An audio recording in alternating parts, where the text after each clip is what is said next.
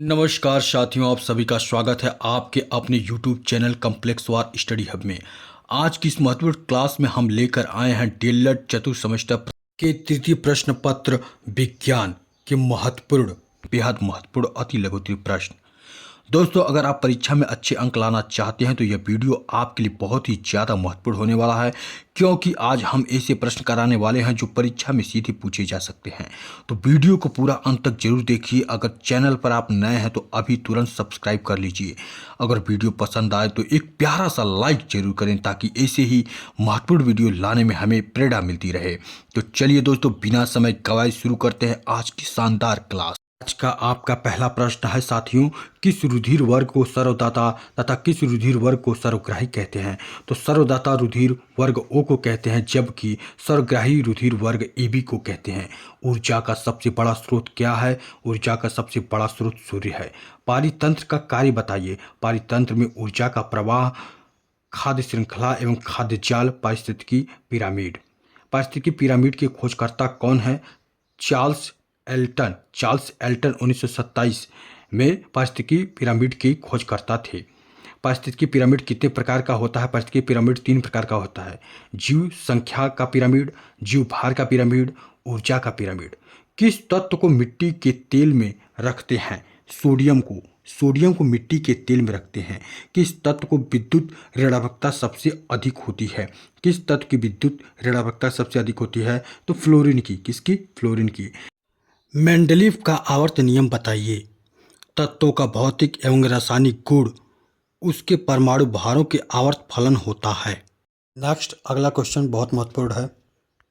अयस्क किसे कहते हैं? वे खनिज पदार्थ जिनसे धातुओं को सरलता से निष्क्रिय किया जाता है अयस्क कहलाते हैं। धातु कर्म किसे कहते हैं? अयस्कों से धातुओं के निष्कर्षण तथा परिष्करण में शामिल समस्त प्रक्रमों को धातु कर्म कहते हैं। यूरेनियम धातु का निष्कर्षण मुख्यतः किस अयस्क में किया जाता है? Pitch blend. पिच ब्लेंड में यूरेनियम धातु का निष्कर्षण किया जाता है। तांबे के 2 अयस्कों के नाम बताइए।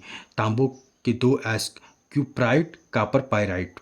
एल्यूप्राइट यानी एल्युमिनियम के 2 अयस्कों के नाम बताइए।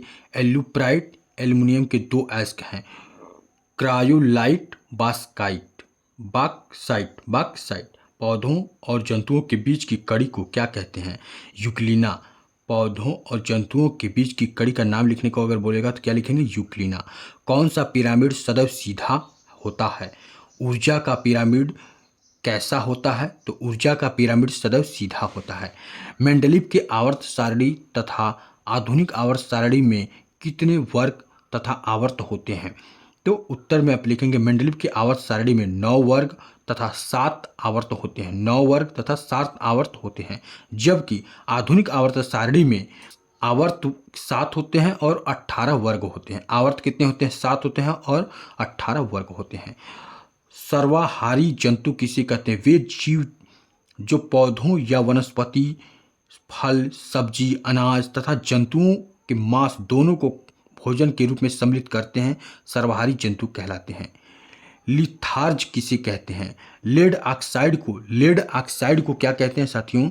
लिथार्ज कहते हैं। लेड ऑक्साइड को लिथार्ज कहते हैं। यह एक उभयधर्मी ऑक्साइड है। कैसा ऑक्साइड है? उभयधर्मी।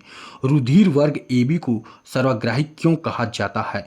रुधिर वर्ग एबी को सर्वग्राही क्यों कहा जाता है? क्योंकि इसमें एंटीबॉडी नहीं होता है तथा समस्त रुधिर वर्गों से रुधिर ले सकता है, इसीलिए इसे सर्वग्राही कहा जाता है, क्योंकि इसमें क्या होता है? एंटीबॉडीज नहीं होता है।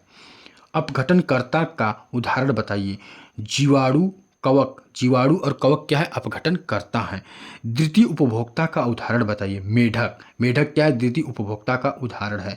उपभोक्ता किसे कहते हैं? उदाहरण सहित बताइए। उपभोक्ता वे होते हैं जो उत्पादक द्वारा बनाए गए भोज्य पदार्थ का उपभोग करते हैं।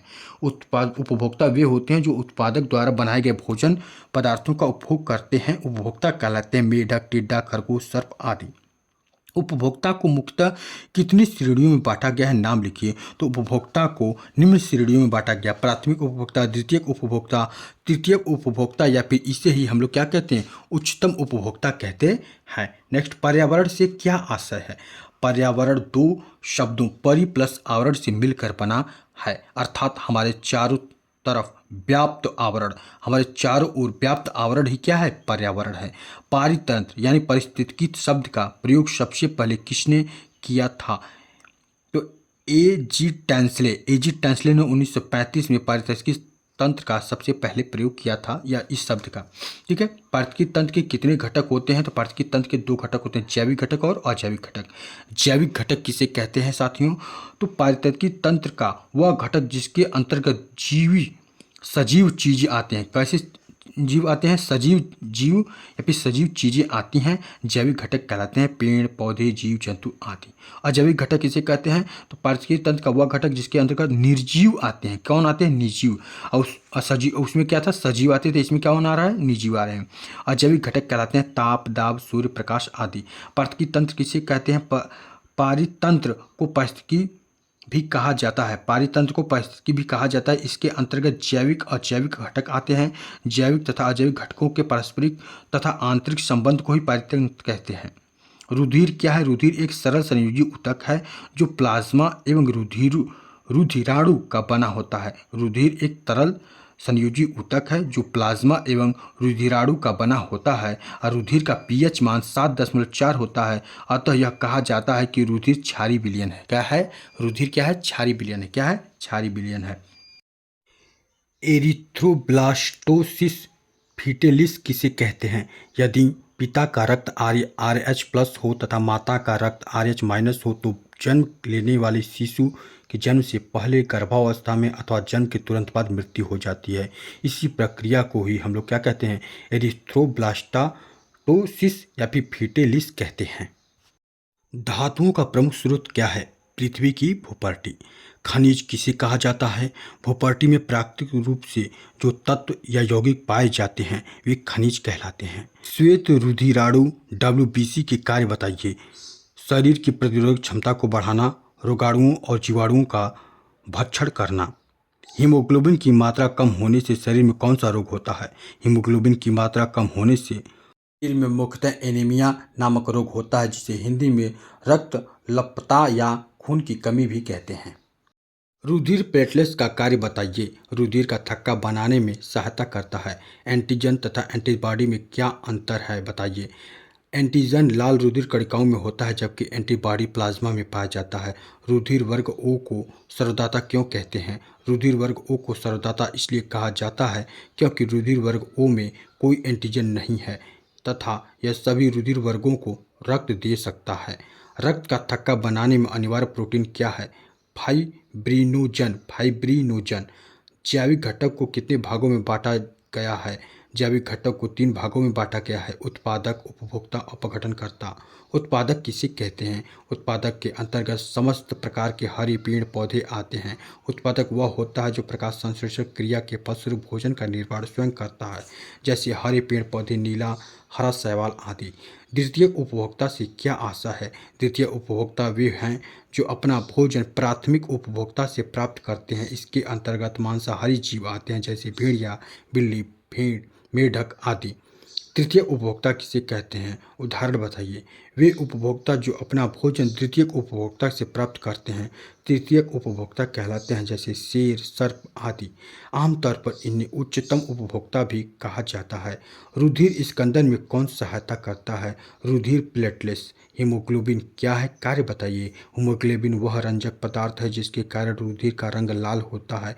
हीमोग्लोबिन लाल रुधिर राणुओं में पाया जाता है। मानव शरीर में ऑक्सीजन का संवहन हीमोग्लोबिन ही करता है। धमनी तथा शिरा में अंतर बताइए। धमनी तथा शिरा में अंतर। धमनी रक्त को हृदय के अंगों तक पहुंचाती है जबकि शिरा रक्त के अंगों से हृदय में लाती है। वहीं धमनी में शुद्ध रुधिर बहता है जबकि शिरा में अशुद्ध रुधिर बहता है। धमनी में रक्त दबाव के साथ बहता है जबकि शिरा में रक्त धीमी गति से निरंतर बहता है। रुधिर वर्ग की खोजकर्ता कौन है? Karl Landsteiner. कार्ल लैंडस्टीनर कौन है? रुधिर वर्ग के खोजकर्ता हैं। कौन सा विटामिन है जो रक्त का थक्का बनाने में सहायता करता है? विटामिन के। सबसे भारी धातु कौन है? नाम बताइए। ओस्मियस, ओस्मियम, ओस्मियम ओयस क्या है? सबसे भारी धातु है। सबसे कठोर धातु क्या है? Tungsten PT. सुचालक किसे कहते हैं? जिन पदार्थों से होकर विद्युत आवेश आसानी से प्रवाहित होता है उन्हें सुचालक कहते हैं, जैसे चांदी, तांबा, एल्युमिनियम आदि। सबसे अच्छा चालक कौन है? चांदी। दूसरे नंबर पे तांबा। एक आदर्श अमीटर का प्रतिरोध कितना होना चाहिए? एक आदर्श अमीटर का प्रतिरोध 0 होना चाहिए। प्राकृतिक चुंबक रासायनिक रूप से क्या है? प्राकृतिक चुंबक रासायनिक रूप से लोहे का ऑक्साइड है होता है। इसका आकार नहीं होता है। चुंबक क्या है? चुंबक वह गुण जिसके द्वारा वह लोहे को अपनी ओर आकर्षित करती है चुंबक कहलाता है। चुंबक के सिरों के निकट चुंबक तो सबसे अधिक होता है। ये क्षेत्र चुंबक के ध्रुव कहलाते हैं। चुंबक के ठीक मध्य में चुंबक नहीं होता है। चुंबक के गुण बताइए। चुंबक के सिरों के मध्य चुंबक सबसे अधिक होता है। ये क्षेत्र चुंबक के ध्रुव कहलाते हैं। चुंबक के मध्य में चुंबक तो नहीं होता है। चुंबक को क्षैतिज तल में सूचनापूर्वक लटकाने पर हमेशा उत्तर से दक्षिण दिशा की ओर ठहरता है। उत्तर की ओर ठहरने वाले ध्रुव को उत्तरी ध्रुव, दक्षिण की ओर ठहरने वाले ध्रुव को दक्षिणी ध्रुव कहते हैं। चुंबक के चारों ओर का वह क्षेत्र जिसमें चुंबक बल का प्रभाव होता है उसे चुंबकीय क्षेत्र कहते हैं। ओम, एम्पियर तथा वोल्ट में क्या संबंध है? वोल्ट बराबर एम्पियर इंटू ओम। रुधिर का रंग लाल क्यों होता है? रुधिर का रंग लाल इसलिए होता है क्योंकि इसमें हीमोग्लोबिन पाया जाता है। हीमोग्लोबिन में हीम नामक रंजक होता है जो रुधिर को लाल रंग प्रदान करता है। हीमोग्लोबिन में पाए जाने वाला लौह यौगिक हीमेटिन है। आरबीसी, डब्ल्यूबीसी तथा रुधिर प्लेटलेट्स का जीवन काल बताइए। आरबीसी का जीवन काल 20 से 120 दिन, डब्ल्यूबीसी का जीवन काल 2 से 4 दिन या फिर 12 से 20 दिन। यह कोशिका के प्रकार पर निर्भर करता है। रुधिर प्लेटलेट्स का 3 से 5 दिन होता है। उस जीव का नाम बताइए जिसमें आरबीसी में केंद्रक पाया जाता है।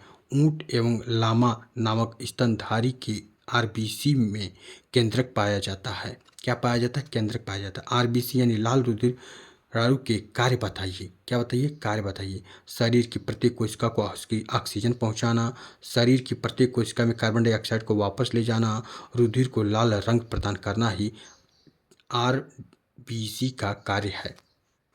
प्राथमिक उपभोक्ता, द्वितीयक उपभोक्ता तथा तृतीयक उपभोक्ता की प्रकृति के बारे में आप क्या जानते हैं? प्राथमिक उपभोक्ता शाकाहारी, द्वितीयक उपभोक्ता मांसाहारी, तृतीयक उपभोक्ता सर्वाहारी होता है जो कि दोनों खाता है। अपघटनकर्ता, अपघटक से क्या समझते हैं? अपघटनकर्ता वे जीव हैं जो जटिल पदार्थों को सरल पदार्थों में तोड़ते हैं। अपघटन करते हैं। जटिल पदार्थों को क्या करते हैं? सरल पदार्थों में तोड़ते हैं। जीवाणु और कवक आदि। अपघटनकर्ता के संबंध में महत्वपूर्ण बातें बताइए। अपघटनकर्ता सूक्ष्म जीव हैं। ये जटिल पदार्थों को सरल पदार्थों में तोड़ते हैं। इन्हें प्राकृतिक सफाईकर्मी भी कहते हैं। प्राथमिक उपभोक्ता से आप क्या समझते हैं? प्राथमिक उपभोक्ता वे उपभोक्ता होते हैं जो अपना भोजन उत्पादक से प्राप्त करते हैं। प्राथमिक उपभोक्ता अपना भोजन उत्पादक अर्थात हरे पेड़ पौधों से बनाते हैं, या हम कह सकते हैं कि प्राथमिक उपभोक्ता हरे पेड़ पौधों को खाते हैं। प्राथमिक उपभोक्ता के अंतर्गत शाकाहारी जीव आते हैं जैसे खरगोश, टिड्डन, हिरण, हाथी, घोड़ा आदि। तृतीयक उपभोक्ता का उदाहरण बताइए। सर्प। सर्वोच्च उपभोक्ता का उदाहरण बताइए। मनुष्य, बाज आदि।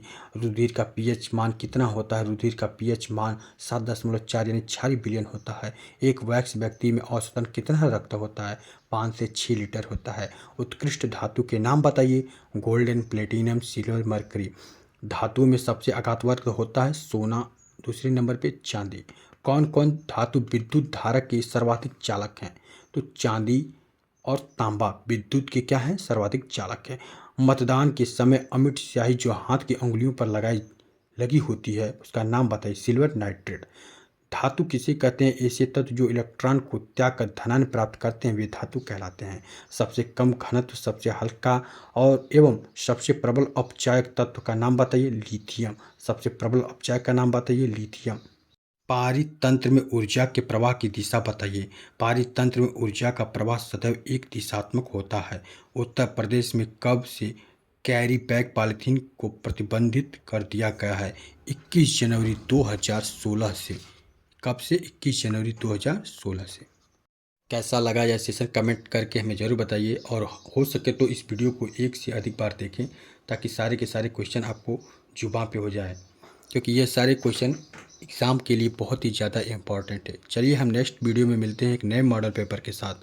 तब तक के लिए आप सभी को धन्यवाद। राधे राधे, जय श्री कृष्ण।